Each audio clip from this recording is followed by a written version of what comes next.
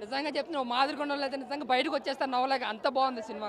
అలాగే కళ్యాణ్ గారు రాసుకున్న స్క్రీన్ ప్లే కావచ్చు, స్టోరీ లైన్ కావచ్చు, ఆ సీన్స్ ఏదైతే ఉన్నాయో ఎక్కడ బోర్కొని చాలా జాగ్రత్తగా రాసుకున్నారు. ప్రతి క్యారెక్టర్కి ఎలివేషన్ ఇచ్చారు, ప్రతి క్యారెక్టర్నే మనల్ని ఎంటర్టైన్మెంట్ చేసేలా ఇచ్చారు. ప్రతి క్యారెక్టర్కి ఎలివేషన్ అనే ఎమోషన్ అంటే ఉంది.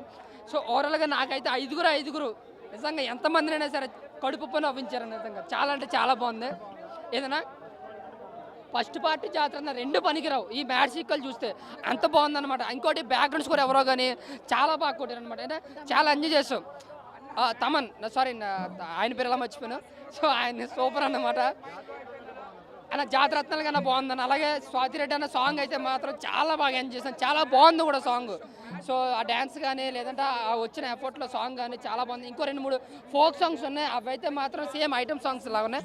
అవి కూడా రిపీటెడ్ కాదన్న రిపీటెడ్ ఒక 2.5 గంటల మీరు నవ్వలేక ఇంకా కడుపొప్ప ఏంట్రా ఇంక వెళ్ళిపోదాం అనిపించి అంత నవ్వించారనమాట.